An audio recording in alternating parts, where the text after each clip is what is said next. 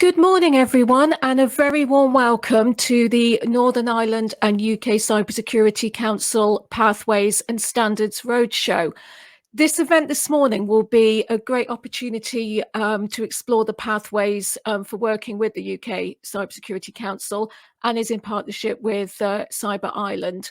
And there'll be a forum through which you can actively feed your questions and insights to us on qualification products and services, and also defining the structures through which qualifications can be compared, assessed, and support career pathways. And the event will also feature an update on our work on professional standards and ethics. The running order of the event will be an update on the council from Simon Hepburn, the Chief Executive Officer at the UK Cybersecurity Council, followed by a Cyber Pathways focused presentation from Amy Rogers from the council and Session Sattar, Director from CompTIA, followed by a presentation on cyber standards from Paul Dawson-Hart and Brian Lilly. And following this, there'll be an opportunity to ask questions and feedback to us. So I'd like to introduce our first speaker today, Simon Hepburn, Chief Executive Officer of the UK Cybersecurity Council. Good morning. Thanks very much, Lisa. Excellent. So just to really take you through, I think a very brief presentation about the work of the organisation and also our history. So if I just start by sharing, hopefully you can see that properly. Okay, so just to really take you through a brief presentation. So it will be based on the history of the council and based around our formation project. The council mission, so the core mission, kind of aims and objectives and mission of the organisation, the council journey and our update. So again, our journey where we basically got to, our 5 pillars and our next steps. So in relation to the history of the council, it's really kind of informed by the original strategy, National Cybersecurity Strategy of 2016 to 2021. Obviously a comprehensive document, and the key thing that basically said and kind of referred to was the important to develop and accredit the cybersecurity profession, and also that there should be a focal point in which we can advise, shape and inform national policy. And so that really set some of the foundations of the founding of the council.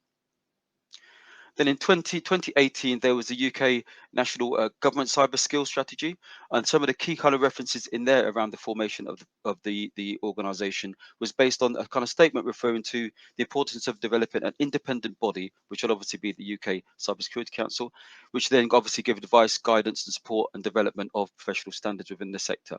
And really key that it was really around really developing a framework of the cybersecurity specialisms aligned to the career pathways, which is really the focus of our conversation today.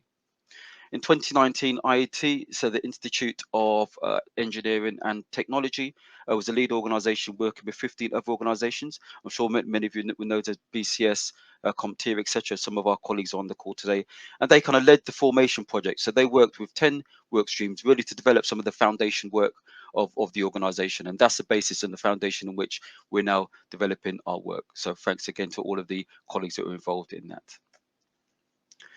The kind of core kind of mission of the organization, I'll say, is really to be the voice of the cybersecurity profession. So my whole view on it is that to be the voice, and everyone always hears me say this, to be the voice of the sector, you then have to listen and you need to hear. So it's really important from our perspective that we're consulting, that we're engaging, that we're having conversations and that we're listening. And then based upon that, you can then talk truth to power. So, and the core roles for the organization is really focused on being the self-regulatory body for the cybersecurity profession, to support the government's national cyber strategy, to make the UK the safest place to live and work online, and to develop and promote and steward the national professional standards within the cybersecurity profession. I think I've gone back. I do apologise. Okay, forward. So double slide. I do apologise. So continuing with our journey. So back in March last year, 2021, the council formally became an independent body, and we had 4 what we call founding trustee board members. So March 21.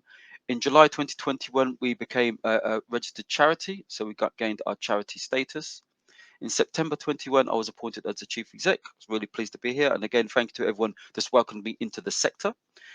In September again, we also opened our membership or organizational membership scheme, which has been growing fantastically, to be honest, and great organizations involved, really good conversations, and really we're developing a really good program for membership, which you really see kind of uplift in the new financial year. In November, we're really pleased to announce that we gained royal chartership from the Queen, so that via Privy Council. And there was also the Decrypting Diversity report that was basically launched, which was commissioned by NCSC and I think written by KPMG. And so within that, there are 5 recommendations, 2 of which the council will be driving forward. And then in December, as you all know, December 2021, the National Cyber Strategy was basically launched in Birmingham. And again, there's some key work taking place there, and I will touch on that one in a moment. Continuing kind of with the council update, so back in January, so I mean, since I've started, I think one of the things I've really been keen on doing is working with organisations and working obviously with our funders, DCMS, and really building a good working relationship with NCSC, so as our technical authority. And I think that's really important from my perspective, because I'm really clear about the role of the council around developing a standards, ethics, developing the careers route map and the careers in learning and education, outreach and diversity, which I will touch on in a moment, and but really understanding and really building that relationship with NCSC as the technical authority, because then working in partnership and collaboration. And so for me, that's a really important strategic engagement. And then we're obviously in February now, so we've started our UK National Roadshow. So the DCMS consultation for Northern Ireland took place on Monday. So thanks again, if you know anyone that was on that roadshow. So thanks for your engagement. Really good conversation there. Today's obviously we're focused on the standards and career roadshow. So again, thanks everyone for engaging and joining us for this conversation. Within the organisation, we've developed our standards, ethics, and career working groups. So again, we've got representatives from all over the country, UK-wide, who are basically one on the working groups, but 2 joining the organisation to participate and also work through what we call the community challenge elements. So in March, we will be formally responding to the consultation. So that would be both my trustee board and executive, but also organisational members. So members of the council, we will be consulting you in relation to that consultation document, so we get a formal response that we'll obviously table back with DCMS. Also, we're focused very much on our thematic development of our standards and career route map, and that's exactly what the team will be talking about today. Obviously, continue with our UK-wide roadshows, and we've got some key thematic events. So one's International Women's Day on the 8th of March, and the London Symposium around fintech and cyber on the 10th of March. Again, all of this information is on our website. We basically work through, we're focused on really on 5 key pillars. So professional standards, professional ethics, which you'll be hearing a lot about today, careers and learning, which Amy and the team and Zeshan will be talking about today also, outreach and diversity, very much a focus on really trying to engage people to join the sector, and also, again, kind of working on the basis of the Decrypting Diversity report and how we can improve the diversity within the sector. So that's a key area of work. And also the thought leadership. So the whole area around the consultation, people's views of the sector and some of the things that should be taking place to improve, one, not just the code of ethics, etc., but the kind of work within the sector and informing government, talking truth to power is about being involved in that conversation. So it's really important that we're actually, at the forefront of leading that conversation. The other key thing for me is obviously was the launch of the strategy back in December. So I'm really clear about where we fit. My chair always says that we need to stay in our swim lane. So we don't get into the detail of the technical. What we're very much focused on is pillar 1. So it's really around the UK cyber ecosystem and objective 2. So yes, we're kind of in different objectives, but I think objective 2 is really where we land really firmly. And that's around enhancing and expanding the nation's cyber skills at every level, including for a world-class and diverse cybersecurity profession that inspires and equips future talent. So really today's conversation is very much focused on that and how we basically do that, both in relation to the standards development, but also the careers route map as we move forward. As I've said, there's a consultation which is live at the moment. So the closing date is the 20th of March. I would strongly advise everyone who's again on this roadshow and this call to engage, to comment. And if you're a member of the organization, I would say comment as part of your organization, but also comment as part of being an organizational member of the council. And our next steps is really focused very much on aligning our work as a council to the National Cyber Strategy, to developing the professional standards and career route map. And today's conversation is part of that ongoing development, to form strategic alliances with organisations that support our objectives, which is absolutely key, to engage with the wider sector as part of our strategic developments. So really, I'm always interested in having conversations, and the organisation is really interested in having conversations with different departments, different organisations, to see how we can basically work in alignment. to implement our chartered organisation requirements as a Royal Chartered Organisation, kind of driving that agenda forward. And for me, really importantly, to develop a fit for purpose organisation to deliver on our mission. So at the moment, we do have several roles that are available. Again, all the information on our website, supposed to join the organisation. So for me, it's just to say thank you very much for listening. I'm sure you have a great morning. And I would now like to hand over to Simon Whitaker from Cyber NI. Over to you, Simon. Thank you. Thanks very much, Simon, and great to see everybody today. Thanks very much for having me. Just to kind of clarify, it is NI Cyber, not Cyber Island. Just there is a just to be clear about it, because they are a separate organisation in the Republic of Ireland, and they're doing absolutely brilliant work down there. And what I would like to do today, I'm just going to introduce NI Cyber, tell you a little bit about what we do, who we are, that sort of thing, and then I will hand over to another one of my panelists here to move on to their bits to discuss. So, who are we at NI Cyber? Well, we are a group of people who are looking to get together to discuss the role of cybersecurity in Northern Ireland, to help us to kind of find some opportunities for business and collaboration, and also to promote career opportunities. So that's kind of like our starting point. Now, it started a good few years ago now. Started over a bit of a lunch down in Queen's University in Belfast here. I should obviously start off by saying that I'm not a native of Northern Ireland, as you might possibly be able to tell from my accent. I have lived here for 24 years now, which is longer than I've lived anywhere else. But my wife still calls me a blow-in. But you know, I have been here a while now. I've been working in cybersecurity for a number of years, since around about 2006. It's an area that I am very passionate about. It's an area that I have really enjoyed working in, and coming from a technical background as I do, I find it's an area that it requires translation sometimes, and that's where I think that you know, we've got an awful lot of work to do as an industry. So yes, what do we do? Well, NI Cyber, we exist to promote our expertise of our companies. We've got some absolutely brilliant companies. We started over lunch at Queen's. We've formalized it a little bit more over the last couple of years. We've had some key support from organizations like CSIT, through Judith Miller, who is my colleague at NI Cyber, and one of the people who has been instrumental in making NI Cyber kind of happen and make sure that it's doing what it's meant to do. We've also been supported through a collaborative growth network scheme through Invest Northern Ireland. That CGN, that collaborative growth network, is designed by Invest Northern Ireland to help people to communicate and to work together to do exactly what we're doing, to do what we're doing here. And we've been through the phase one of that. The phase one of that was basically to establish, is there a need? Is there a thing there that we could do that would make things better? We found out that we think that there was. We're now approaching the second phase, and the second phase is to help understand what that actually looks like. So we're in that at the moment, and it's very challenging to try and work out how to start these things going and start these conversations going. But we're starting to really understand what we're meant to be doing now, and it's really good. All volunteer roles pretty much at the moment, but we are looking to expand those as we get a little bit more formalized and more kind of advanced in what we do. One of the things I think is really important is to kind of talk about some of the member companies, the companies that we've got, the people who form our cluster.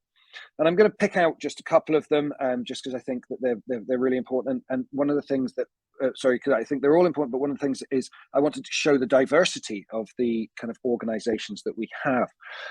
So, you know, just to kind of bring out a couple, you know, if we start with B Secure do one of the piece of work they do is around authentication using you know, heart rhythms, so the rhythm of your heart, and I think it's just fascinating stuff. You know, as the technology gets smaller, I think the idea is that it gets embedded in your your wearable devices, and then you approach your car has authenticated it's you because of various items about you, and you just get in and drive off. It's fascinating stuff, and real kind of top futuristic stuff. It's very, very clever. Another one that we have is Leopa. Leopa are a fascinating organization as well. They're taking care of removal of passwords and sorting out authentication and things like that through the use of lip movement. So apparently the movement of your lips is an individual feature, the way we say things, and they're pivoting into different parts of society as well. But they're doing some really cutting edge research and doing some really interesting things. It's absolutely fantastic to see. From another side of the world, we've got Amplify. Amplify, they work with SaaS organizations. They help you to understand all of the SaaS applications in use within your organization, minimize data compliant risks, and apply policy-defined governance to SaaS applications. So essentially, they're helping you to understand the shadow IT that's running potentially within your systems. Okay, and that's really important, as we all know in this day and age. Also, Angoka, they assist with protecting machine-to-machine communications from cyber threats, creating trusted connectivity over zero trust networks. Again, some really cutting-edge stuff that's happening there. There's companies like ourselves, like my company, Vertical Structure, who are maybe more, I suppose, traditional, if that's a thing that we can say yet in our industry. But we do cybersecurity consulting, we do security and penetration testing and security training. Companies like Cypher, who are doing really interesting work around kind of providing managed security services and things like that, along with some of the larger firms like Kainos, Fujitsu, Deloitte, Novasco. Just they have changed names a couple of times in the last few months, but organizations like that. And it's absolutely fantastic to see that those different types of companies.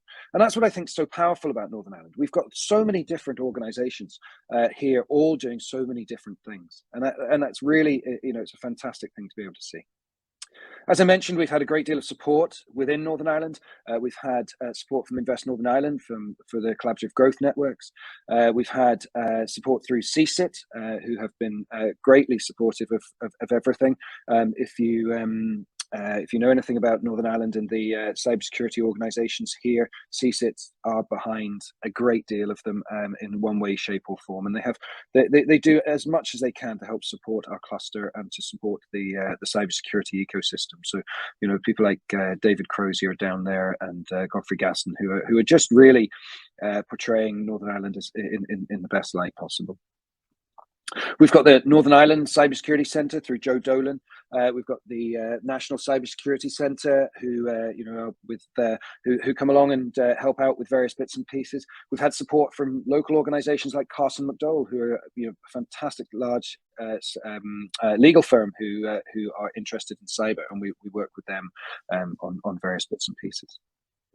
So what do we do? Well, we've done a few things during in February of 2020, which was when we started our stage one. We had a stage one of our collaborative growth network with Invest Northern Ireland. We were lucky enough to have a full-time facilitator appointed, and we were all going to meet up a lot and do lots of interesting bits and pieces. And then, well, as we all know, the last couple of years have been more interesting than one would have imagined. So what we did was we tried to pivot. We tried to understand how we could help our members during this time. We did things like podcasts. So we did a podcast to help support recruitment during this process and help people to understand how to get into this industry. In that podcast, we tried to focus on a couple of different things which are relevant today: recruitment, skills, diversity. We had some interviews with some really interesting people, including Carl Nyblock and Katrina, and it was fascinating to chat to them, actually, because they were both kind of changers into the security industry. Okay, so Carl was working, I believe, as a plumber, and Katrina was working as a ballet teacher, and she decided that she wanted to come into the industry, to retrain, to do something else. She took advantage of one of the schemes that was offered, I believe, by Department for Economy over here, but I'm going to get in trouble because I can never remember which department is which. But anyway, it was offered by a fantastic government scheme where they offered these skills academies that were sorted out through the government departments, sponsored by large organizations, in this case Microsoft, and they brought people into the industry who wouldn't necessarily have had the opportunity to come into the industry before. So I think that's absolutely brilliant. One of the things around that as well is that Carl was talking about how when he went to interview, they had representatives from a great organization in Northern Ireland called Specialistern. And Specialistern are there to help promote and support people with autism who are on the autistic spectrum to get into careers that they find that they think would be interesting. And Microsoft brought Specialistern along to help make the process as simple as possible for anybody who might want to come along. Things like that help change our industry, and I think that's absolutely fantastic to be seeing. So we offered support during the pandemic to as many people as we could through things like webinars about talking about how to move to digital transformation and things like that, and securing yourself during this torrid time. We have recently been awarded some funding by again through Invest Northern Ireland to assist with the Cyber Essentials pilot. The idea being that we want to see if it's possible for us all to work together to provide a cyber essentials service that will then go on to help support and increase the level of security in Northern Ireland as a region. From a personal standpoint as well, I'm a Cyber First ambassador. I have been involved with education for a little while in various different forms. I ran a code club for a long time before the pandemic, and I'm really keen to see skills be brought to the forefront when it comes to cybersecurity. Lisa mentioned earlier about Cyber Ireland, and we have partnerships with Cyber Ireland. We feel that it's absolutely vital that we communicate as much as possible with everyone around. Simon mentioned it as well about having conversations. Cyber Ireland they represent Ireland, the Republic of Ireland, and we work with them on different proposals, on different kind of projects, on speaking together, because as we all know, cyber attacks don't stop at a border. No matter what's going on in the political world, cyber attacks do not stop at borders. So we want to work with as many people as possible to help promote cybersecurity. We also work with organizations like FinTech Corridor. We're doing a webinar with them soon about various bits and pieces. But we also, again, think it's important just to have these conversations. It's such an important thing to do. And if I skip on a couple of slides here, excuse me, sorry. If I slip on to this one here. So what is it that we want to get done in the future? Well, what we want to do is we want to increase the partnerships, as we say there. Think about things like working with the Hague Security Delta, who are fantastic. Raise profile of our members and give an impetus to action. Again, I'm going to refer back to the brilliant work that Cyber Ireland have done with their Cybersecurity Month. And we want to try to make this year really a very positive thing for everybody involved. We want to join together with other cybersecurity clusters throughout the United Kingdom, and we've been working with them, and we've actually even received some funding from the UKC3, which has been absolutely brilliant to help us to do some other bits and pieces. But we also want to have the atmosphere and the ecosystem for collaboration. We're aware of the fact that when people talk, things get better. And what we want to I think that phrase at the end, there is convincing evidence that companies working in collaborations and clusters are more innovative and consequently more successful and profitable. And what else? Well, here we are. Here's a list of those other clusters, or some of those other clusters around. We want a big green sign next to Northern Ireland up here on the left. We want to be kind of representing as strongly as possible. We're just going through a process of updating all the information we hold about our members and how we hold it, and, you know, all the things that we can now do. So we're going to research and understand our members' needs and requirements. We want to remove barriers to growth, understand the skills issues that are facing the industry, and see what we can do to help resolve it. And we want to work with, as I said, with our colleagues further afield. If I could talk just around certification and skills, I think this is such an important area as well. I think we have to all explore what we're doing in this area. We don't want it so that anybody can rock up and call themselves a cybersecurity expert.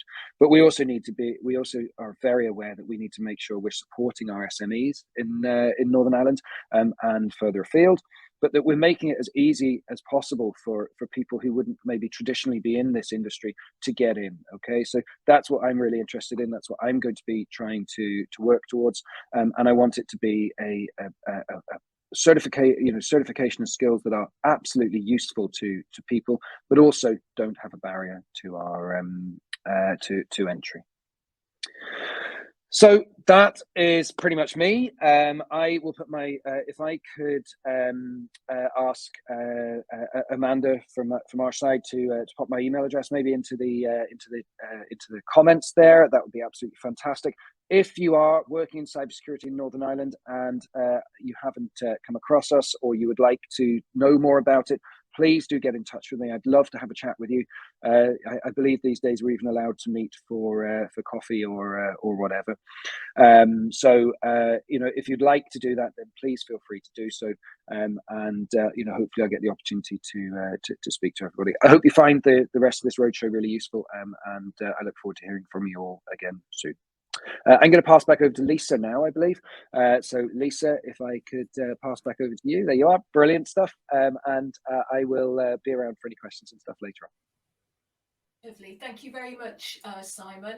I'd like to introduce Amy Rogers from the UK Cybersecurity Council and Zeshan Sattar, Director from CompTIA, who will talk through the qualifications and skills and mapping work that's been done to date.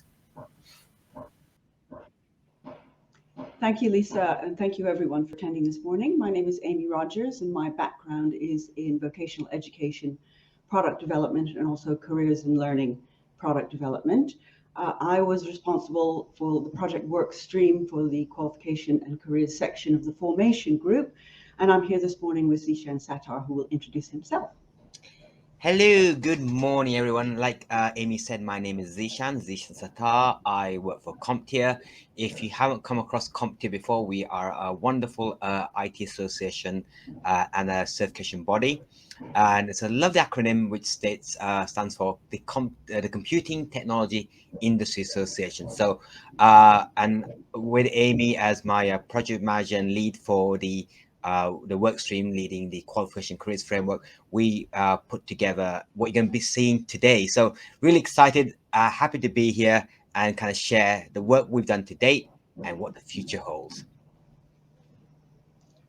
Thank you, Zeshan. So what we're going to cover in this session is the UK Cybersecurity Council learning careers and learning journey to date, which includes the development of the cybersecurity route map, as well as the qualification framework. Now, these were two key deliverables from the 2018 consultation which the DCMS held on the cybersecurity industry. So Simon has talked a little bit about that consultation. I just want to highlight two key takeaways that we received from the government. In addition to the proposal to create a new independent cybersecurity council, the feedback from the consultation included comments on the cybersecurity landscape. And I've put two up for you here so you can have a look through. In particular, that the current cybersecurity qualification and certification landscape is hard to navigate, making it difficult to assess the options available and to make informed choices about career paths. So that's something that we had to look at and see how we could manage. In addition, we had the feedback that many existing professional organizations were unable to articulate the equivalences in qualifications and certifications in the absence of a common technical framework. So the formation group looked at these issues. We did quite a lot of research And we're going to talk to you today about the solutions we've come up to. So, as part of the kind of leading the work stream on this work, we had two requirements. And basically, the first requirement was quite simply create a careers framework. Simply, I say it was simple, but there you go. With a careers framework that will provide information on the career options available in the cybersecurity profession and help a range of stakeholders make some informed choices. And the second one was very much focused on trying to kind of demystify the qualifications landscape and basically create a qualification framework to facilitate navigation of the cybersecurity qualifications and certification landscape. So very much focusing the whole idea, okay, there's so many certifications, so many qualifications out there. Let's have a shared language of understanding what exactly do they do, at which level should these qualifications and certifications be aimed at, and are we looking at that kind of zero to hero effect, or are we looking more cases just looking at particular areas where certain expertise can be developed? And in terms of the bigger picture, what we were trying to figure out was, okay, right, how does our work fit into the wider work of the council? So as you can see from this little diagram here, where we wanted to kind of push this information out so everyone could actually see it was obviously through the council's website, and trying to kind of understand how would people be using the different tools that are on the website to get at the information that we're providing. So essentially we would create a brand new section for careers and learning, so everything's in a one-stop shop, as it were. Doesn't matter if you are a seasoned professional, someone coming in cold, you would basically land on a careers and learning site and careers and learning section, and then work your journey way through. And then the idea was you would first of all be able to discover the careers on offer for the careers route map, and then finally drill further into the qualification framework. So kind of leading into the point of, okay, knowing, it's almost kind of understanding like what you don't know to understanding what you know to understand, okay, right, how do I get there? What things do I need to do? So that was a kind of vision that we wanted to move on with. In terms of our guiding principles, we really wanted to make it quite clear to the audience that would come to the site. Mainly, I was very adamant in terms of it's got to be easy to understand. It's got to be easy to read. As you can, as Simon said, sometimes there's lots of jargon and technological wordage in cybersecurity. We want to kind of almost strip that back and look at the idea. Okay, right, let's make this really easy to understand, and anyone who's from any background can understand. Okay, what does it mean to be a cybersecurity professional, and what do these specialisms all mean? In essence, it would be the idea of having a common shared language, a common considered lexicon. So the idea was that we don't want to kind of bring in terminology that would that would say the same thing in 4 different ways. We want to make sure that we keep this certain lexicon and keep it consistent throughout. And in terms of our work, we wanted to make sure it was always transparent and repeatable process, because we completely understand that the cybersecurity sector is constantly evolving. There's a changing threat landscape.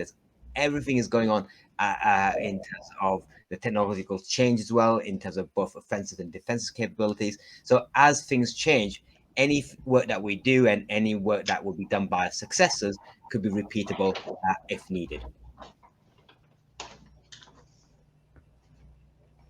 So in terms of our work stream to carry out the work on the qualifications and careers framework, we were fortunate to be the most popular work stream. I believe at one point I had almost 60, 70 named individuals on my mailing list that want to be involved or informed or have some kind of input in some sort of format.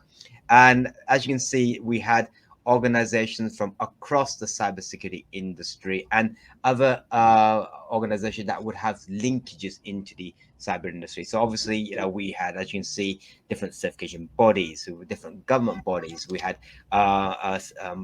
organizations that were more focused upon standards. We had organizations that more focused upon this idea of what does a professional actually needs to be able to do. So by bringing all of these different voices together, we were able to understand exactly what we needed to do to kind of try to make everybody happy. But as you can imagine, it was a very interesting process to try and get all those voices to work together. And I'm quite pleased that we got that consensus and be able to share some of the work that we've done so far.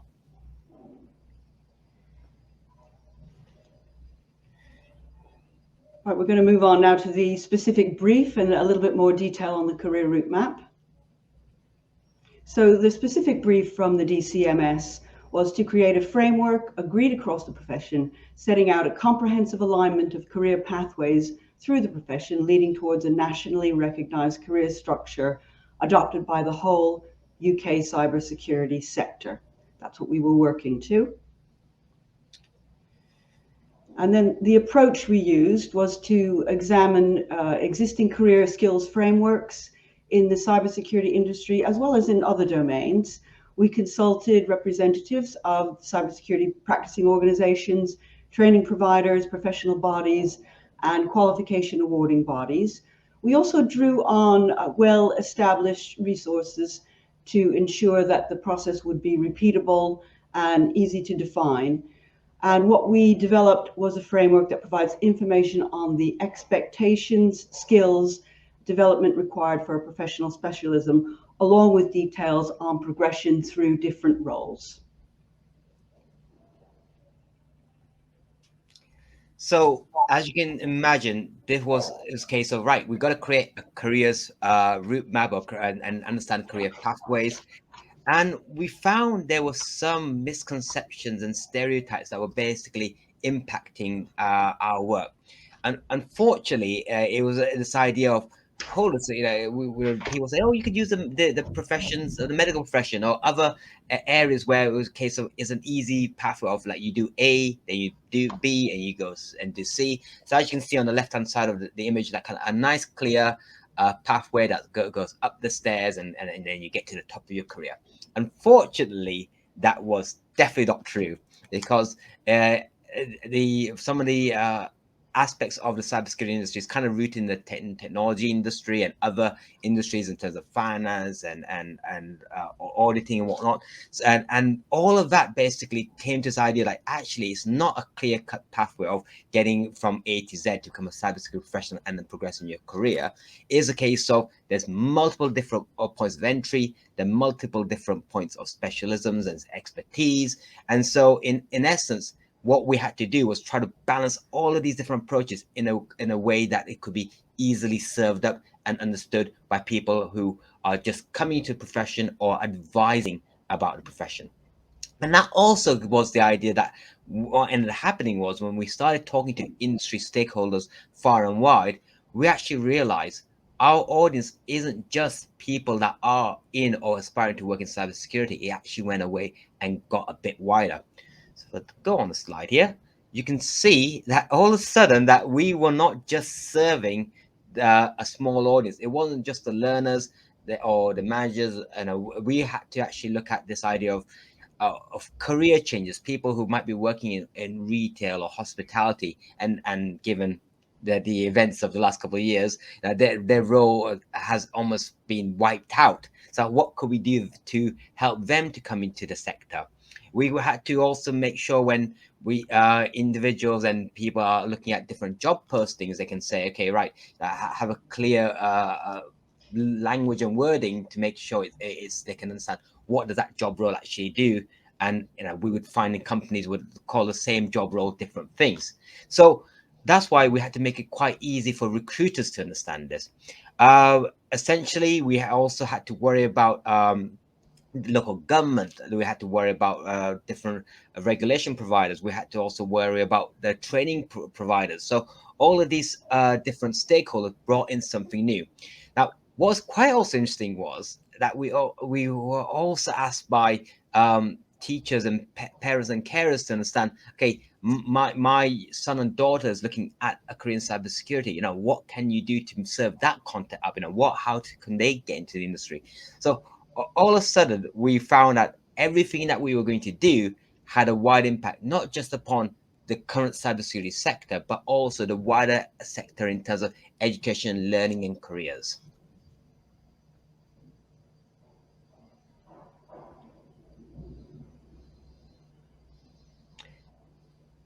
So in terms of our route map, so what the benefits we're looking for was trying to make sure that all the information would have that we would have there would show the benefits in terms of how do you get from a very junior level or from zero level into the career. We wanted to provide clear and detailed information on each specialism, and we wanted to align all the industry specialisms in a very consistent format. So what you would see for one specialism, you would be able to repeat for all the different specialisms. So sometimes as you go out there and look in the cybersecurity industry and look at different frameworks, they would have lots of content say about penetration testing or risk management.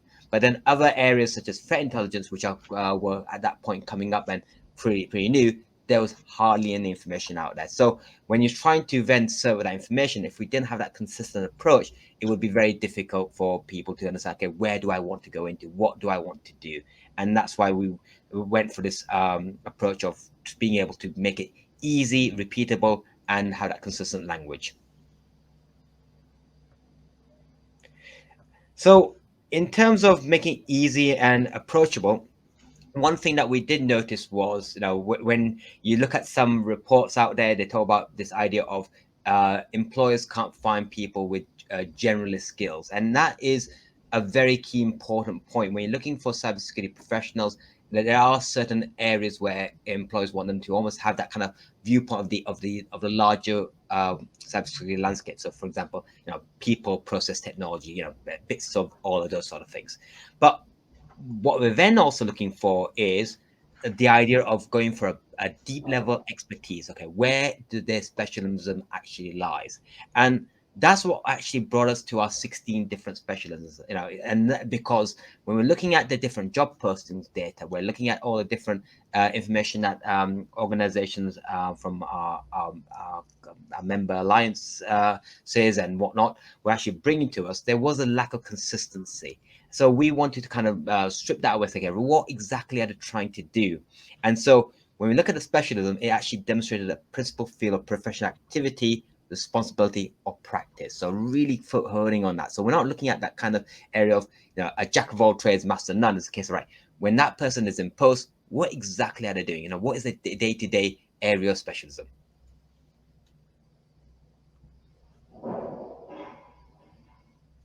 So in terms of our development process and the validation process, it was like a very long journey. And the first stage was literally looking at all of the members of our advisory group and any alliance partners and the representatives, and even going further wider of anyone associated with those organizations. So really bringing in their expertise, bringing their area of what they knew best in that sector. And then we went out further and we reached out to academia, so universities and other areas of academia that could actually bring in information to help us to understand what's going on in the industry. Then we really would be a bit more looking into the kind of people who are actually the core face, people actually doing a job role. And this was not just a case of those people who are actually doing the job role, but we also wanted to hear from the managers, because there's always a bit of a Rashomon moment of, this is what my employee is doing. Well, this is what they're actually doing. So we're trying to understand if there's any kind of gaps in between what someone actually does and what's kind of expected, and that we were able to bring that in. We really wanted to understand the different professional bodies. The cybersecurity industry, it has a whole bunch of organizations out there that have been doing some great work in the industry, and so we would have been remiss not to include them. And so these were with the technical bodies and also those organizations would not really be so much technical, but had some kind of interest within cybersecurity, because as you know, cybersecurity is everyone's business. And finally, we brought in a larger range of people from different organizations. So we had students, and we're talking about university students. We're having people on career changing programs. We had young people on college programs, and we try to understand exactly what they wanted from it. Recruiters also were part of the mix in terms of when they're having to deal with job adverts and understanding what the employer wants versus what they're getting in terms of the applicant process. So getting to hear their voice of what they need. And finally, we were looking at the industry trainers who would actually be at the in front of classrooms or virtual classrooms in this day and age, and delivering that content and the kind of people they have to deal with and their aspirations and what they're trying to achieve. So by going through this multi-stage process, we were able to kind of get what exactly do we need to do to help every single audience. Thank you, Zishan. So hopefully that gives you a good understanding of how we approach the brief, the detail that we went into to research and the people that we consulted. Now we're going to look at the career route map itself and give you a little demonstration of that. So you'll see this is on the website. Zishan is just taking you through how you actually access the route map. So you go into the careers and learning section, and then you scroll down to the career route map.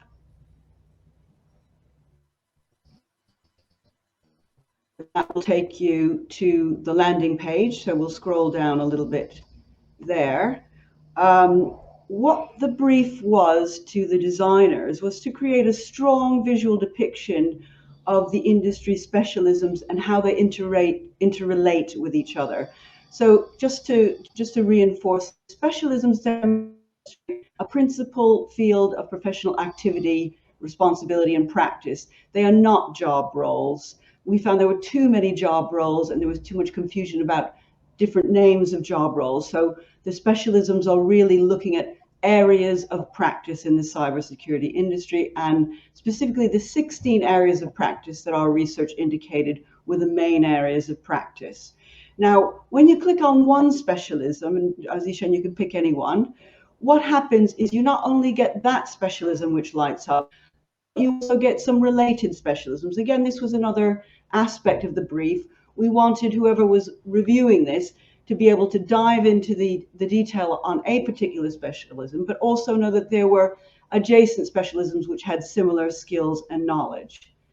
So if we click on the particular specialism that you're interested in finding out more about, in this case, secure operations, you click on the Learn More button.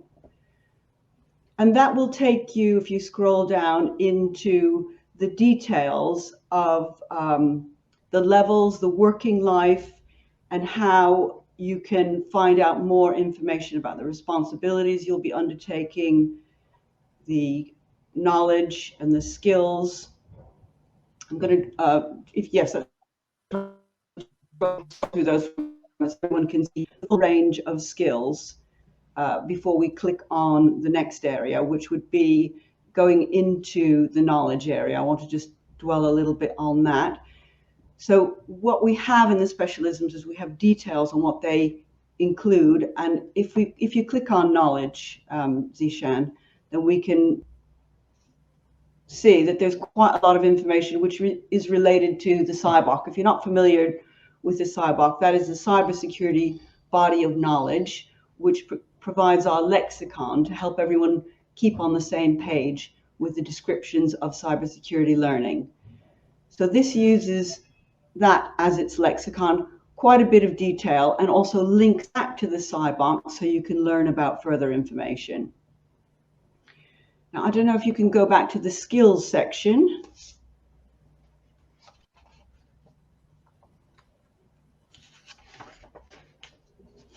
So the skills section, again, is very extensive, and here to the framework, and we're using that lexicon to describe the capabilities and competencies, the application of knowledge that people would have in this particular specialism. Also, another feature of the map is there's information not only for new entrants that are joining, there's also information for people that are already in the cybersecurity area to move into lateral sides or progress. So we hope that you'll explore that at your leisure. Just wanted to give you a little run through of how that actually works. Page, and you can look at the adjacent specialisms.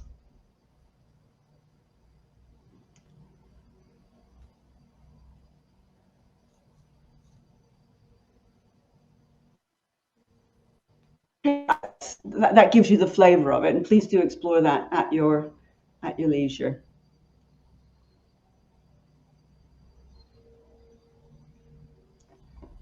Right, so that is really a whistle-stop tour of the career route map, and we're sure you'll have some questions, so we can answer those at the end. But we would encourage you to have a look at that. There's a massive amount of information for people at all stages and in all areas, as Ishan has said, not just for those new entrants or people in the profession, but also for organizations that have any interest in learning, awarding organizations, recruiters, managers that are looking to put together teams. This should be a helpful route map for all those professions. Now we're going to move on to the qualification framework, which is actually part and parcel of that route map. You will have seen that when you drill down into the detail of each specialism, there is a section on qualifications, and that's what we're working on now. We are working on qualifications and certifications that apply to those particular specialisms, and under development is the process by which we can make some recommendations on that. So the purpose of the qualification framework is essentially to provide a system of classifying qualifications and certifications at different levels for comparability using a consistent lexicon. So you will recall we said, or I said at the outset, one of the takeaways from the government consultation was the difficulty in not only navigating the landscape, but comparing learning products. So we have tried to address this through the qualification framework. And it is a stakeholder group, if you want to move on to the next slide, Zishan, that we talked about. Very, very many organizations and types of stakeholders would like to be able to look at cybersecurity qualifications and certifications and make comparisons between them, not the least of which is awarding organizations themselves that would like to look at the landscape on a level playing field to evaluate their own products and services and also see where they might make additions, but also large organizations and government bodies who have their own cybersecurity progression pathways. They'd like to align that in one mechanism so it's easy to recruit people and to move people. Of course, carers, learners, managers who are recruiting teams, and new entrants, people who are in the profession moving sideways. I think that's just about everyone. Training organizations, yes. Education and training organizations, this is going to be of benefit to as well. So now we're going to move on to the guiding principles of the framework. So in the first instance, the framework that we're producing is simply information on a level playing field. It's not an endorsement. It's open to all qualifications and certifications. And as I've said previously, it is intended to use the CyBOK, which provides a consistent cybersecurity lexicon. Finally, very important that this process includes a challenge process for all qualification and certification owners.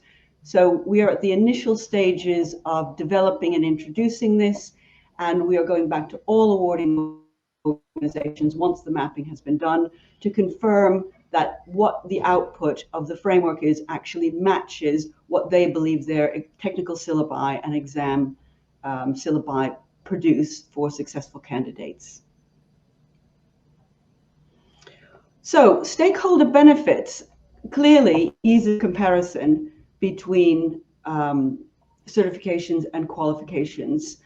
This clear and consistent approach is going to help people identify knowledge and skills outcomes against a agreed range of criteria. And that is what all these stakeholders have said. We have criteria. Now we need a consistent of looking and seeing what can help us develop areas.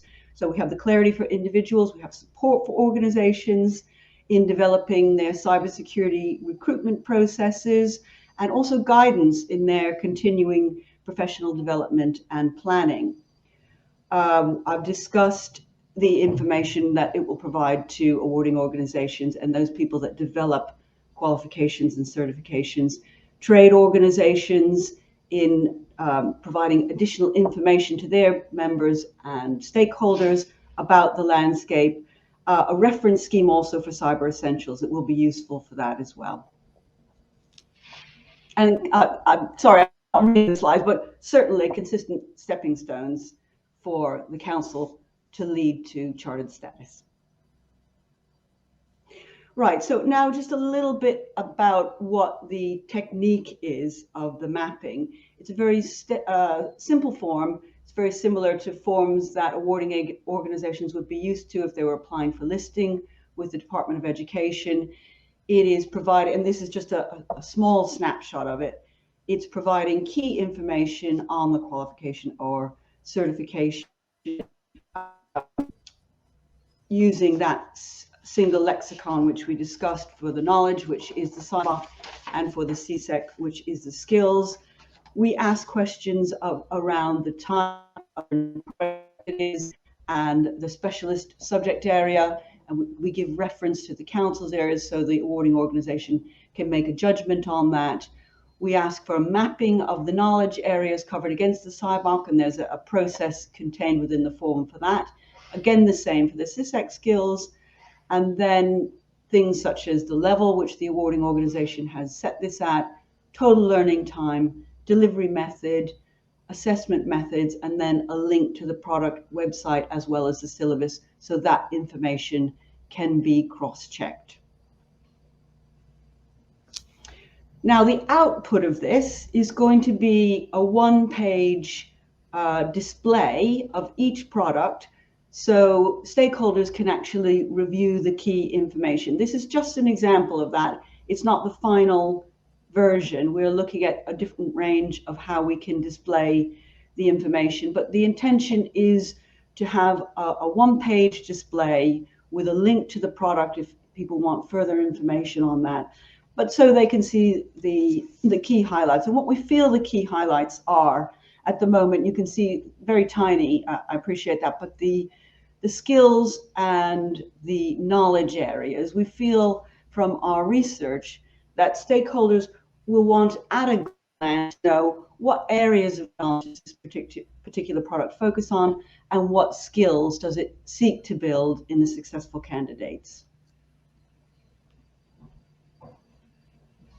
Right, so I'm just going to now take you through very quickly an example of how this works or is intended to work in council, the validation process, and the link with the career route map to sort of round off this session. So when an awarding organization submits a certification, that will go to an independent reviewer, and that reviewer will just cross-check the mapping. The provider will have done the mapping themselves. They will have provided the syllabus. They will give page numbers of where the skills and knowledge is. And the independent reviewer will just be able to cross-check and say, yes, that is correct. When that's done, that is intended to go into the council's database and generate a visual display, a one-page visual display, which we've just shown you an example of.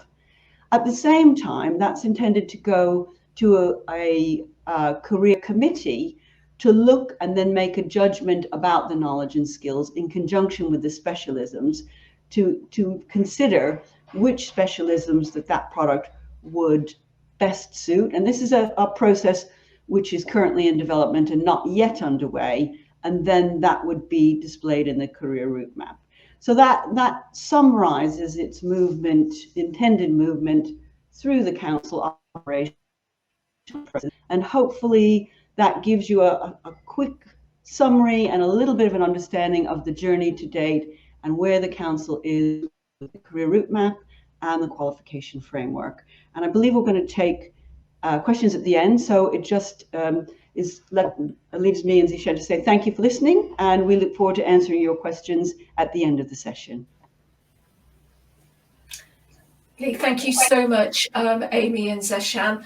And as they both said, we'll be happy to take questions as part of our Q&A feedback session at the end of the event today. So I'd like to introduce now Brian Lilly, who's going to give a presentation on the work done to date for cyber standards. Welcome, Brian. Good morning, everyone. Thank you, Lisa. So I guess what I'd like to start with is actually why I'm here. So as Lisa said, my name is Brian Lilly. I'm the Technical Strategic Lead for the Cybersecurity Council. But actually, that's only one of the roles I do. I'm actually also an active cyber professional. So I'm operating within the industry, and I have done now for actually, when I look back, over 30 years. So I've done a variety of cyber roles, everything from, I guess, secure design, right the way through to being a CTO and visualizing the future of cyber in 5 to 10 years time, which I can honestly say is never easy in a world of changing technology. So today what I want to talk about, I guess, is how do we start to underpin the profession, and how do we actually be able to advertise to everyone, to those within the profession, those wanting to hire people in the profession, and give confidence to wider society that we're actually doing the job that needs to be done in making the UK and I guess the rest of the world a safe place to operate on what has become known as the internet. So I think that, as the first slide says, actually putting some standards together is the cornerstone of that. Because on that you can build other things, and you can make a profession that has confidence in itself, and confidence in effectively changing where the internet goes, and influence next generation designs, and get to what I think has been a goal for the whole of my career, is where security is thought of at the beginning of something rather than a bolt-on at the end. So if I cast my mind back, not to the beginning of my career, but back to 2016, which was the original National Cybersecurity Strategy that was published by the government. And it made a few interesting statements, which I've put up here.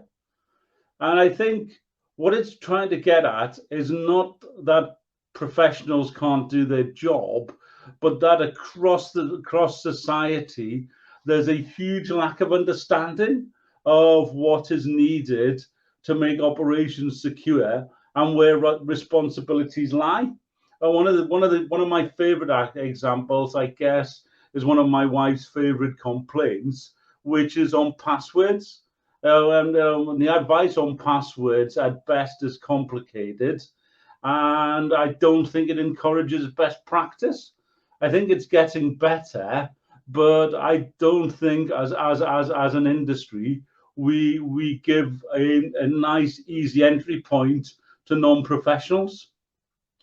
I think the linkage between government and industry is important. I've worked in all sectors, and I think it's really clear that government plays a role here, and can drive some behavioural changes. But it actually isn't just down to government. It's important as us within industry also drive and also make good statements about what we want as well. I think that we need to be clear that we do need a standard, and we do it. And like if I look at other professions across the piece, and I'm also an engineer by trade, is that standards do work, and actually the profession is generally proud of those standards and happy to be marked against them. So if I then move a little bit forward to 2018 and look at a public consultation, which was to look at what the current state looked at and where the future might be. And I think what Amy and Zeshan just went through is true, is that it was really difficult to work out what is a good qualification or certification, hence our qualifications framework and career pathways. And that actually it would be a good idea that people could see a standard that the professionals they were employing were adhered to, and actually that the profession had a code of ethics, and that ethics, and I was part of the setup project, aren't simple, because some of our jobs lead us into positions where those ethical decisions have to be made. So I think it is important that we understand them and we maintain and continue to redraw the boundaries as we move forward. Then I think the other bit is that, and this is the bit that I'm quite keen on, is that across the specialisms, I think cybersecurity is a rich and varied profession, and that what I wouldn't like to say is that specialism X is better than specialism Y. I think it has to be a common standard across them all, but obviously applied differently depending on the attributes required in a particular specialism.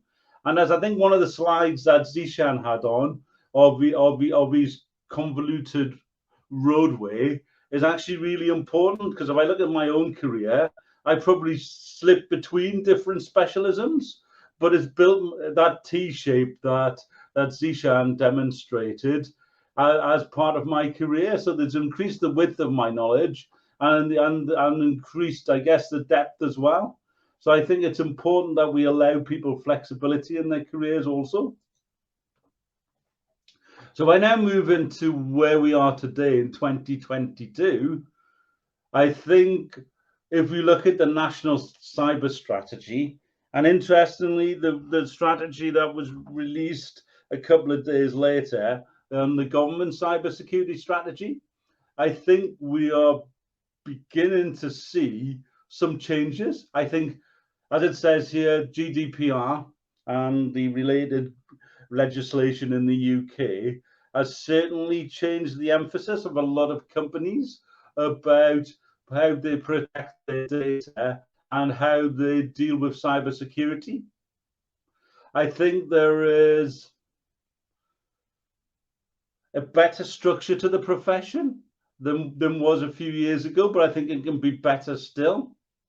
I think having the Royal Charter as the Cybersecurity Council is incredibly powerful, because I think it allows us to, I guess, sit there alongside other professions and be recognized for what we do.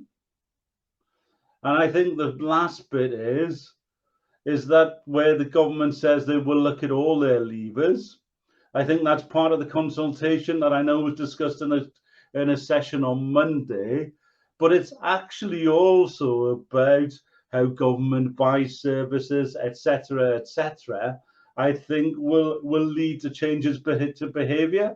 I think the most recent example of that I've seen is Cyber Essentials and Cyber Essentials Plus, which has now become a de facto standard on government contracts, because many of the frameworks that government operate against state quite clearly that you must have that to even sit on the framework and be able to bid work. So if I now move to my next slide and look at where we are now, as I said, we've had the open consultation was discussed on a session on Monday, but just to remind everyone, this is a look to see some government desires, which is they want to be able to set this out clearly so it's understandable and make the UK lead in this. I think it's important to realize that our cyber industry is quite beneficial to the economy, and actually maintaining that lead is underpinned by skills, and recognizing them correctly will keep that framework up, keep that, I guess, pipeline going. And we also recognize it's a growing industry, and we have some significant gaps. So how do we attract new people into the industry? For example, I was looking last week at the current careers leaflets for cyber professions, and I must admit, they didn't inspire me at all to actually think I wanted a cyber job. So one of the advantages of being in the council is that I'm now got a meeting with the National Careers Service next week to discuss how we might change those to try and make the profession at those entry levels A, a little bit more accessible, and B, a little bit more attractive.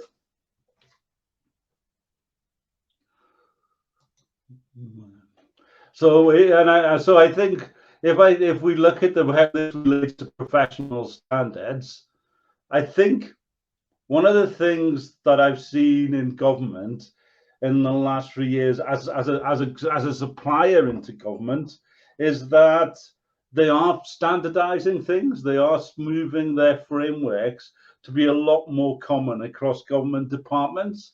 And I think that will happen also with skills. So I think this is a natural evolution as A, our industry matures, and B, the profession matures.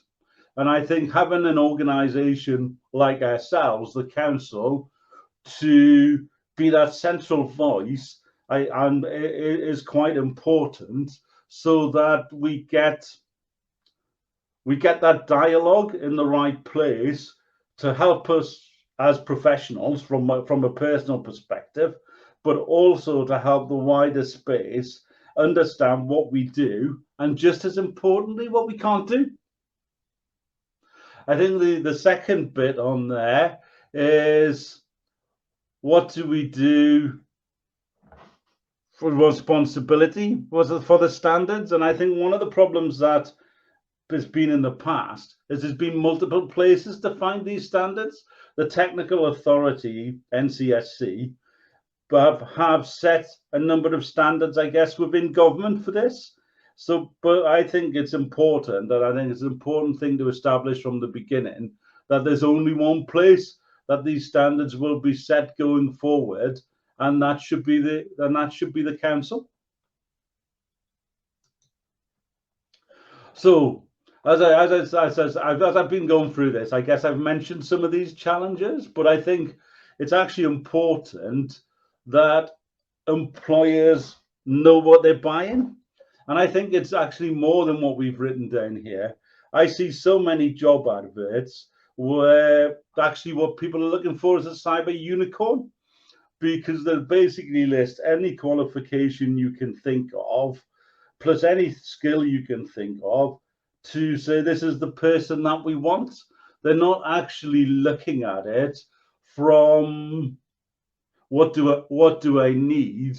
But I think that's two things. One is that there's a lot of organizations where as professionals asked to do multiple roles, and B, I think there's still misunderstandings, as I said earlier on, about what we can and what we can't do as professionals. So I think part of this and part of what the council is trying to, I guess, is expound, is that some clarity into there, so that organizations put square pegs into square holes.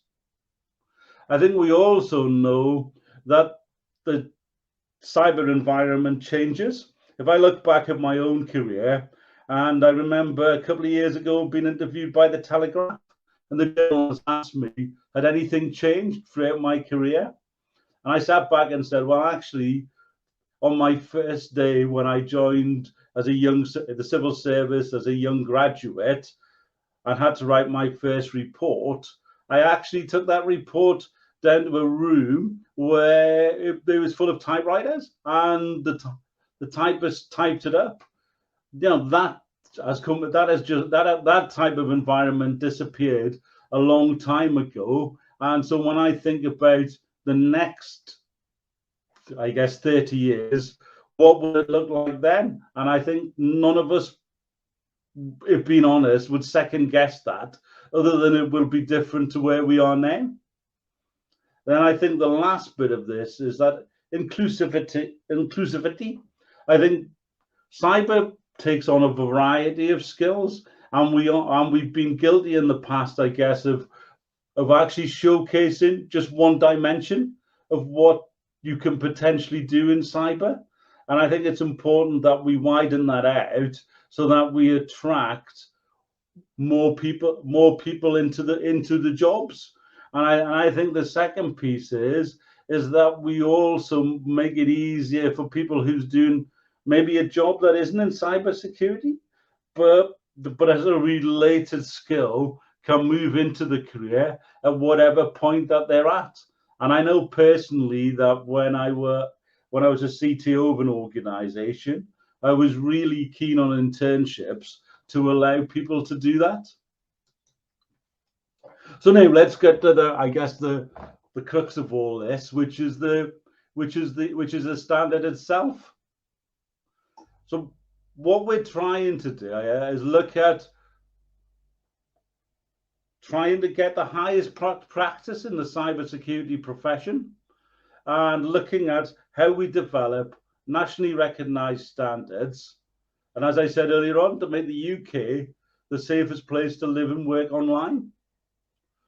And I think these things need to be maintained collaboratively with the profession. I don't think it's one person's view. I think it's really important that everyone's involved and they're continuously looked at and changed as we move forward. And that's with an eye of making them better year on year, decade on decade. I'm not diluting where we would like to be. So if I look at it, and we're back to the T-shape again, I think we built this looking at other professional standards, our initial view. So we looked at what engineers do. We look at what they do in law. We looked at what they did in medicine. We had input from people who are in the forensics profession to have a look across this and see how you could produce a standard that actually was flexible enough to cover all the specialisms, but tight enough that it was obvious what competences you needed to achieve that standard. I think it's also important to recognize that the council can't do this alone, and that we'd be looking through a licensed body model, so that if someone's a member of a professional body, they would remain a member of that professional body, and they would apply for chartership or what associate level or principal level as part of that membership and be assessed accordingly against the standards. And what the council would do is ensure, I guess, the fairness and the commonality of the standards across all of those bodies. So whether you had it from body A or body B, it is the same level of standard, so that a chartered person from body A and a chartered person from body B are at the same level within the profession. I think it's also important that we think CPD, continued professional development, is a must in any standard, because professionals need to keep up to date on what is there and what is happening and what is changing. We don't want to be in a profession where people are applying things that were good 10 years ago, but isn't best practice today. So if I look just a little cut of the standard in detail here, what we've done for each level is we've said what we expect to see from a professional. So at associate, principal and chartered, there are different, I guess, competences we would expect to see. But I hope you can see from this that it's set at a competence level and it's not overly prescriptive. What we're doing now is working out how we take this top level into guides for assessors and guides for candidates to make this as inclusive and easy as possible to apply for, and for people to understand, depending on the job they do, the role that they're in, and the stage of their career, what is most appropriate for them. So one of the competencies areas we talk about is knowledge, understanding and experience. And this is all about, I guess, being able to demonstrate that you have the knowledge and the skill to do the job that you're employed to at the level we'd expect. So if you're leading a multi-million-pound cyber project, you're there as the technical expert on it, we'd expect to see that there's some competencies that you can demonstrate. And we've got other competencies on here relating to that I haven't put in the slideshow, but happy to share with anyone if they want to talk to me, is on leadership, on ethics, on moving the profession forward. All of those things are there in the standard, much like you'd see in any other profession. So what we're looking for are well-rounded professionals that are, I think the best word is probably ambassadors for what we do. So as I was saying, the standards are set to be generic at a top level, and regardless of what specialism, but what you're expected, I get, from a particular role or a particular application of knowledge will be assessed by appointed assessors, who those assessors will necessarily have to be well-respected experts within their field. We look at the breadth and responsibility that the individual will have. So we look at the span of the job the role that someone is undertaking. So it's the context as well as the academic or professional knowledge that someone has that's important in defining competence.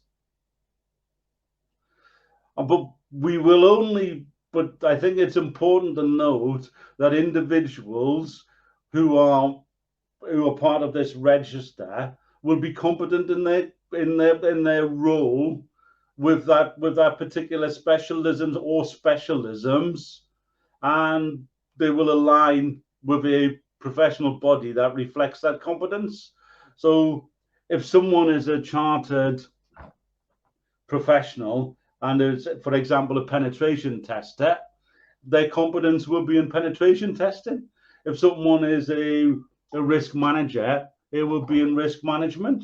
One thing we have done, though, and I think this is important in the 16 specialisms, we recognize the fact that there are a lot of people within the profession that do multi-roles, because they might be working for a small organization, they might be working for an organization, a startup or whatever. So they're encompassed a lot. So what we've also created is a generalist specialism that allows those people to be recognized, I guess, as a long top of the T and maybe a not so deep tail. But I think the last point on this slide is really important, is that these standards don't stand still. So the other things that we sort of measure, as I was mentioning earlier on, is we want to ensure that people have commitment. So both personal and professional.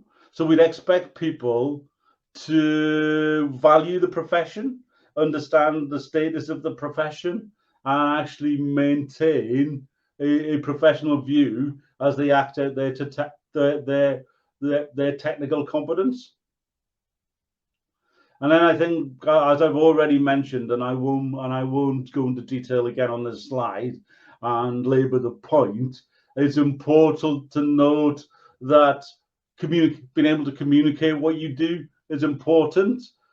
Doing it with integrity is important, and actually being able to sit within other teams and also lead teams as you move into the higher levels is also something that will be taken into account. So we then move into the code of ethics. So one of the things that we are, and I think I mentioned this right at the beginning, is we really looked at ethics. So we produced a code, and that code was produced alongside a number of organizations, of professional bodies, various companies in cyber, government, etc., to look at what does it mean to be an ethical cybersecurity professional. How do you prove your ethics, and where does it sit? So I think one of the things that we did is we produced a number of case studies and looked at how people might react and respond, and what was best practice in those studies.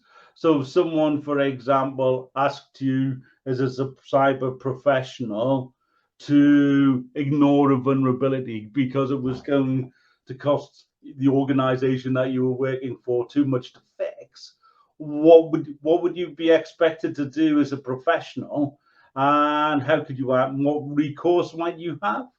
So all of that, those sort of things, we documented down, and we expect this to carry on as the council grows and expands and gets more involvement with the wider profession, that this becomes a really vibrant dialogue in the future, and we basically set where we need to be.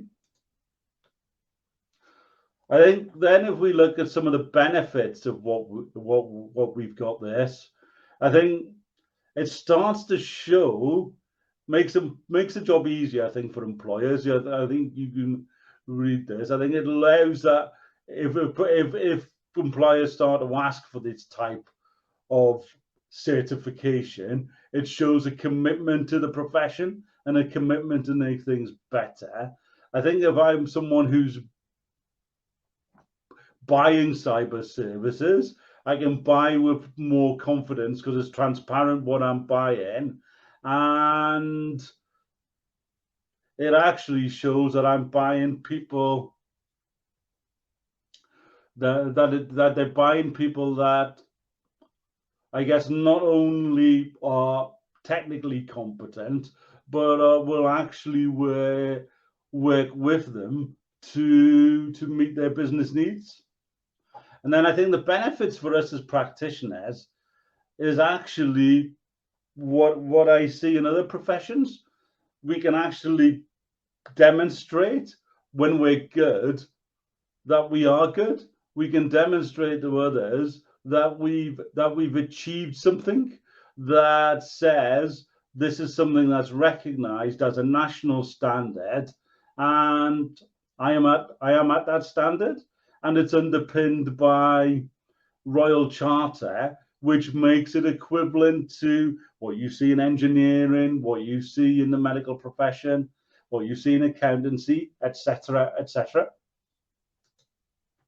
So I think just what's coming next, we're starting to set up working groups, and those will expand. So we've deliberately started them off with only 5 members in the group, but we want to quickly expand them and make them bigger. So the more people that can get involved, the better, so that we have a wider dialogue and we get as much opinion into this as we possibly can. We want diversity of thought, so we want a mix of people coming from different experiences and backgrounds, and that includes both industry sectors, type of organizations, but I also guess geography, because the recognition is that different parts of the UK have different aims and aspirations, I guess.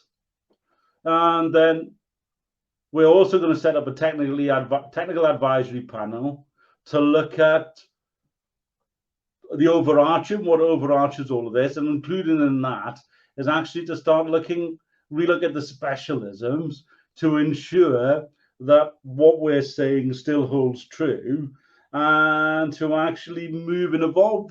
When we set this up in the project, this was not set as a cast iron stone, which sounds a bit awful, I know, but it's set as as something that will evolve with time as the dialogue improves and increases. We've been given, the council's been, and what it's doing is going to have a plenary session in Cyber UK in May. And I think the last bit to point out on this is that the Royal Charter is here now, and we're just awaiting the seal. So this will become real quite quickly. And what we need is people to be involved, be part of the dialogue, so that we make this as good as we possibly can. And I think that is me. So if I hand back over now to Lisa, and thank you.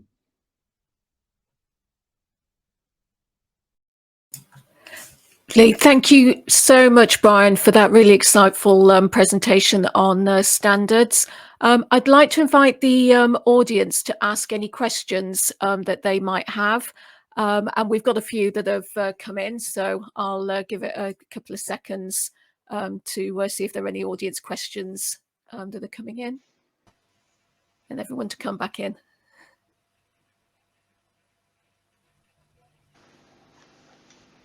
Okay.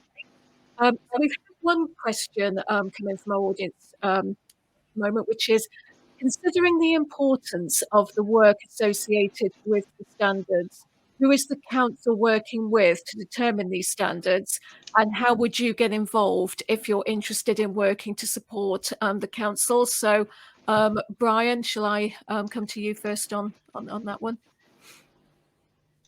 Okay, so I think when we did the standards that we're working with at the minute are the standards that were produced in the project that was setting up the council, and there were a number of people involved in there. There were a number of professionals. There was a number of professional bodies, some large like the IET, some small like the Worshipful Company of Information Technologists. But there was a wide as was possible spread that we get hold. We also took advice from organizations like the Engineering Council, so the professionals that had done this, to develop a standard. In fact, the first thing we tried was taking the engineering standard and molding it to cyber, but it didn't really work. So we actually went back and started it to make it more cyber specific.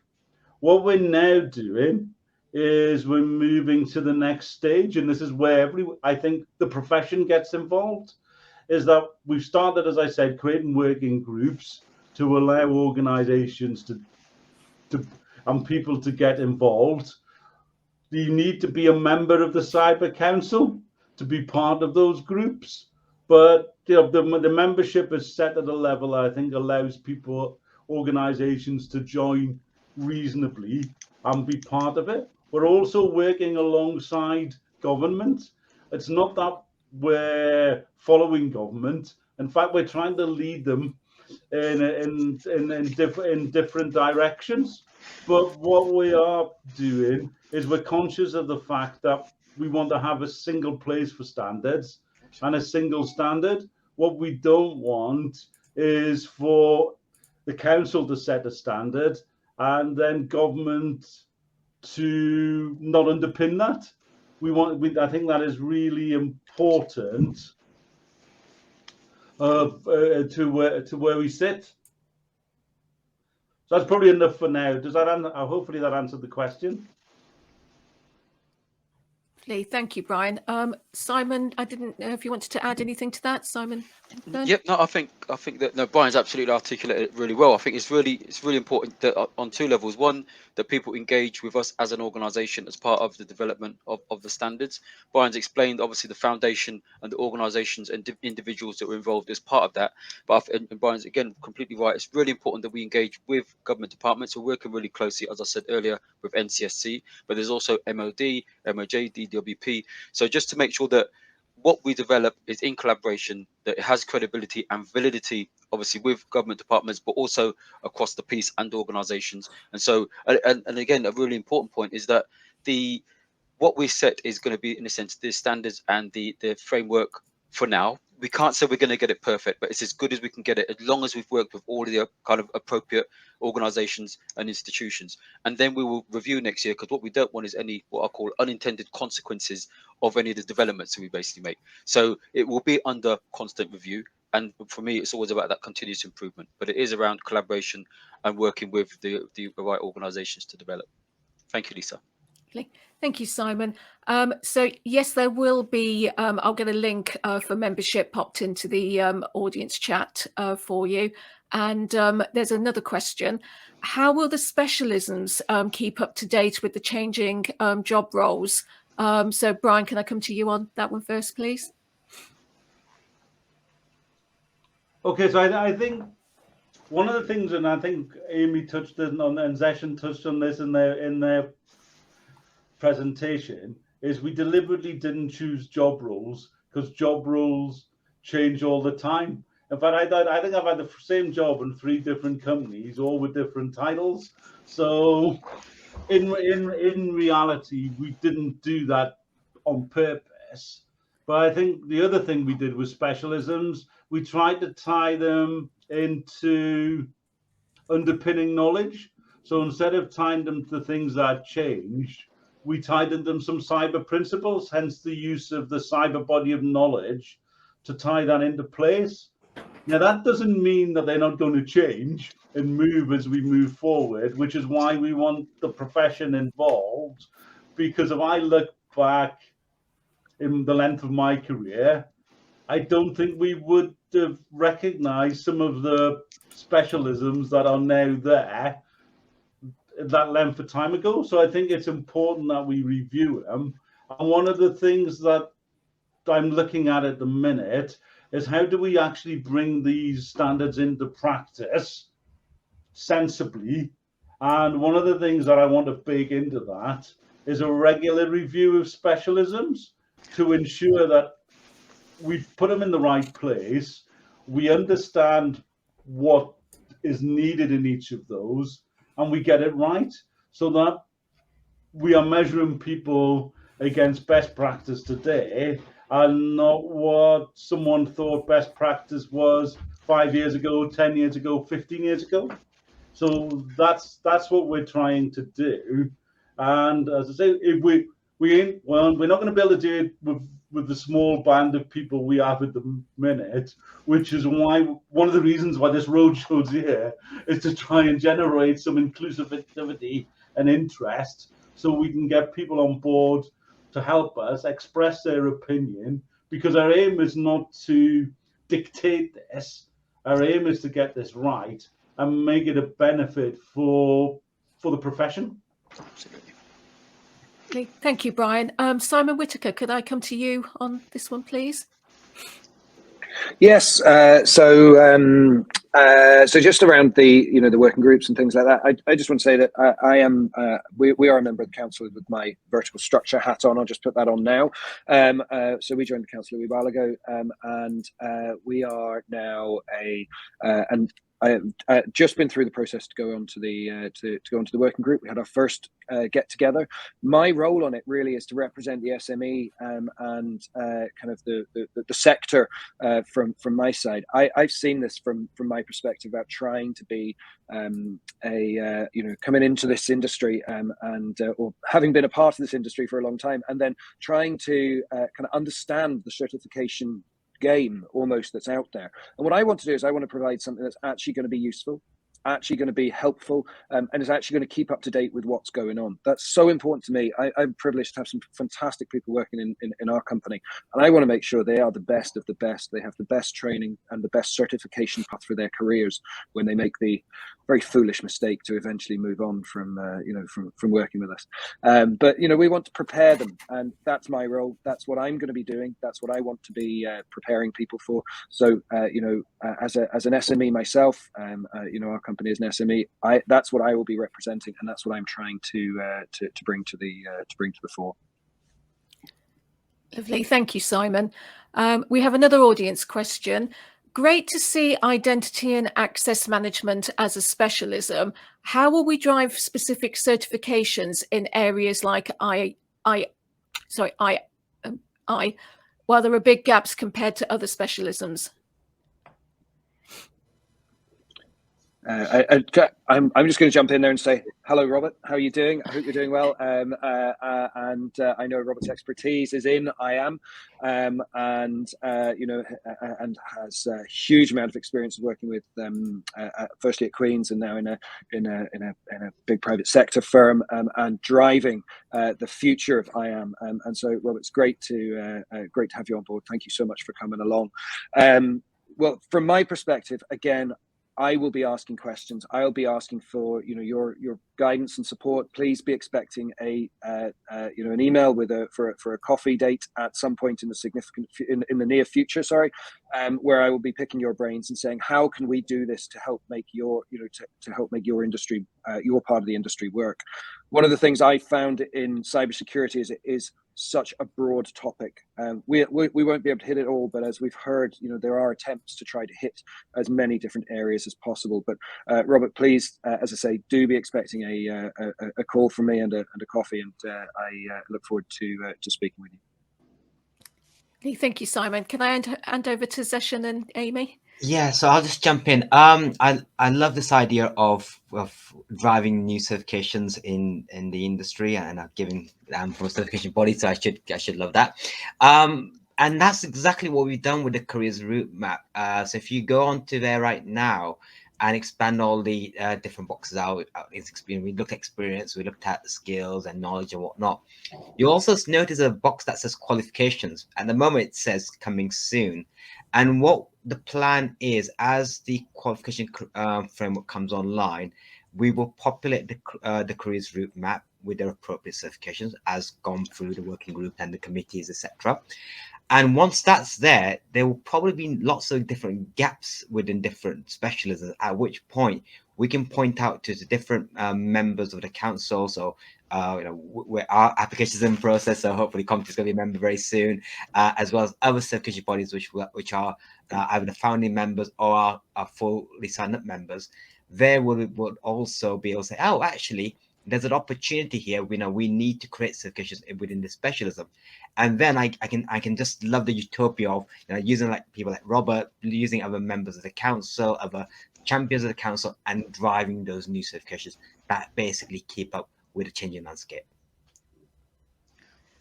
Lovely. Can I bring Simon Hepburn in to add to that, please? No, thank you, Lisa. Yeah, I mean, just responding to the point that that Simon basically made around the importance, especially around kind of IAM and meeting with colleagues, being a conduit for questions and bringing that into the council. And I think that's really important that for all of the members and everyone that's engaged with the council, that we hear, again, to be the voice, we need to hear what the kind of questions are, what the challenges are, what the issues are. So by Simon doing that, meeting someone for coffee, having the conversation, making sure it is on our agenda, and if it's not, it's about raising that as part of the agenda, I think is absolutely essential. So I think that's a really good example of how we need to engage with the wider sector. So thanks a lot for that, Simon. So it's just to say that, really. Thank you, Lisa. No problem.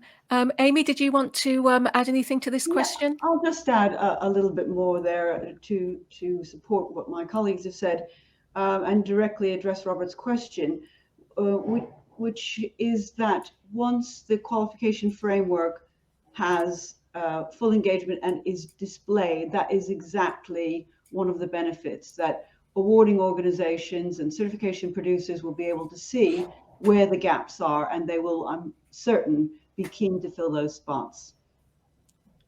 Lovely. Thank you, Amy. Another question that's come in. Will the qualifications framework include degrees and other qualifications such as BTECs and T-levels and apprenticeship programs?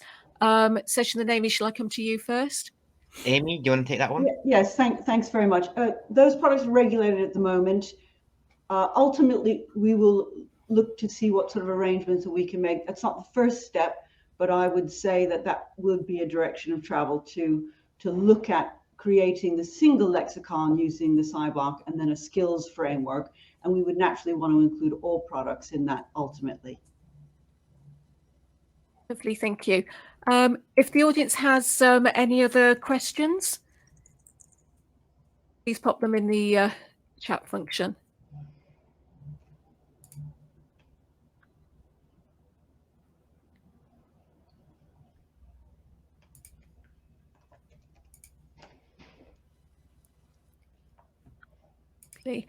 We've had a couple of other ones come in. So first one is, how will the specialisms keep up to date with the changing job roles? Amy, shall I come to you first on that one? I think Thank we you. already Yeah. had that, can't we? So Yeah. Ryan, go on, Amy. Yeah, no, I was just only going to repeat what we said. Perhaps it wasn't understood that specialisms are not about job roles; they're about areas of practice. And so, looking at, I wonder if the question is about what happens when the skills in the industry develop. That will be captured through the groups within the council, and if new specialisms arrive, that will be very evident, and we will look to include those. Thank you. And one more, how can I get involved in the Qualifications and Careers Committee? So the council's website includes information on the volunteer groups. Join as a member and keep your eye on the volunteer and job roles pages to see when those opportunities are available. Thank you, Amy. The front door is open. Okay. I think that concludes the questions from our audience today. So I'd like to wrap up on the event, and thank you all for attending and finding out more about our standards work and careers and learning framework mapping work. If you have any other questions or queries for us, do send in those via inquiries at ukcybersecuritycouncil.org.uk. Thank you all so much for attending and finding out more about what we're doing, and hope you all enjoy the rest of your day. Thank you. Can I say just one very quick point, Lisa? Is that sorry. okay? Of course. Sorry. Before we sign everyone off, just to say a massive thank you to everyone here, for Simon, Zeshan, Brian, Amy, for participating, and for obviously being able to answer all the questions, a few great presentations, and also a big thank you to everyone that has basically engaged, so asking the questions, engaged with us as an organisation.